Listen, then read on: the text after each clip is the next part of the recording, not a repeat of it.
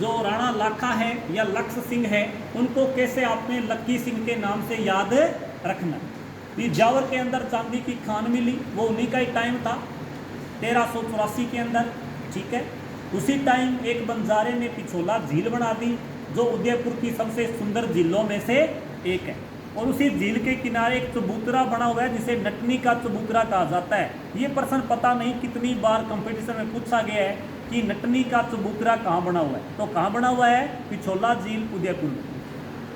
और इसके अलावा कैसे उनकी वृद्धावस्था में शादी हुई, वो कहानी मैं सुना रहा हूँ। कहते हैं उस समय मारवाड़ के जो शासक थे राव रणमल, वो अपनी बहन हंसा देवी, उनकी बहन का नाम था हंसा देवी, उनका जब वो नारियल का टीका लेकर मेवाड़ गए, तो मेवाड़ के राणा लाखा के एक युवा पुत्र थे जिनका नाम था राणा चूड़ा। क्या नाम था? राणा चूड़ा। वो कहीं शिकार के लिए या घूमने के लिए जैसे भी कहीं बाहर गए थे, वो उस समय राज दरबार में प्रेजेंट नहीं थे। जब रणमल वहाँ गया तो लाखा ने उनको ऐसे ही मजाक में कह दिया। उन्होंने पूछा कि कैसे आना हुआ, तो उन्होंने कहा कि हम तो आपके राजकुमार राव चूड़ा के लिए नारियल और टीका लेकर आए हैं, मेरी बहन हंसा देवी के लिए। तो लाखा ने मजाक में कह दिया कि मैंने तो सोचा आप मेरे लिए टीका लेके आए हो। 80 साल का बुढ़ा दावे से तो, लेकिन मजाक मजाक में कह दिया कि मैंने सोचा आप तो मेरे लिए रिश्ता लेकर आए हो, अच्छा मेरे लड़के के लिए लेके आए हो क्या।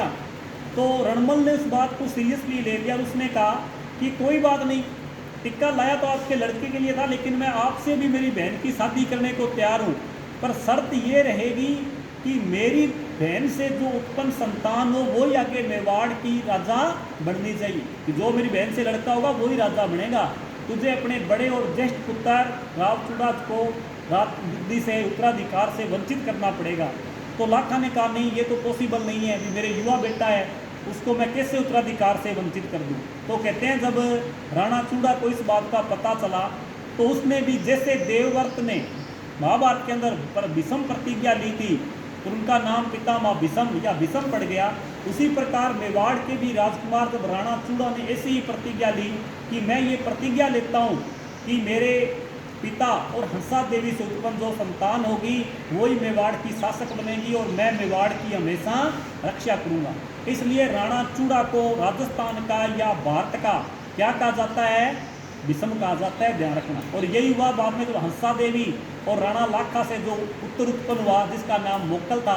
हालांकि मोक्कल की उम्र मात्र 12 वर्ष थी जब उसके पिता का देहांत हुआ, लेकिन राणा चूड़ा ने अपने छोटे भाई को मेवाड़ की राजगद्दी पर बिठाया और वो जब तक युवा नहीं हो गया या जब तक शासन संभालने में योग्य नहीं था, राणा चूड़ा ने उसकी भरपूर सहायता की थी। इसलिए राणा चूड़ा को राजस्थान का भीष्म कहा जाता है।